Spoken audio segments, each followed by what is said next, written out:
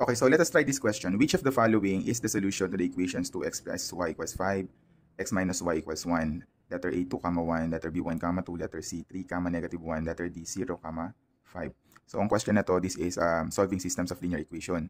So pag sinabi natin solution of the systems of linear equation, this is the part of the graph where the two graphs, yung graph nitong dalawang to, nag-intersect. Okay po? So, itong dalawang to, pag sinabing systems of linear equation, systems, ibig sabihin, two or more linear equation. Okay po? So, to solve this, so pwede tayong gumamit ng graphing, pwedeng elimination, pwedeng substitution. But this time, gagamit tayo ng substitution method. Okay, paano ginagawa yung substitution method? So, pipili tayo ng isang equation dito na pwede nating i-equate. So, preferably, yung ang numerical coefficient lamang ay 1. So, we have this one. Okay, so, pwede natin itong gawing ilipat natin sa kabila yung y. So, maging x is equal to positive y plus 1. Okay? So, this is x equals y plus 1. And then, isa-substitute natin ito, our value of x is y plus 1. Isa-substitute natin siya dun sa isa pang equation.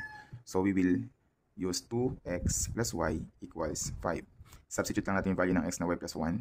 So, papalit natin siya dito. So, maging 2 times y plus 1 plus y is equal to 5. And then, distribute lang natin yung 2. So, maging 2 times y is 2y. 2 times 1 is 1. So, plus 2 plus y is equal to 5.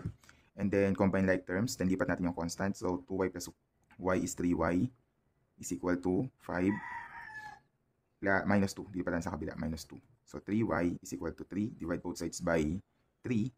Y is equal to 1. And then, pwede na natin isolve yung value ng x. Kung ang y is equal to 1, isolve natin siya. So, x is equal to y plus 1. X is equal to 1 plus 1. Therefore, x is equal to 2. So, therefore, our solution here, x comma y, is 2, 1. Letter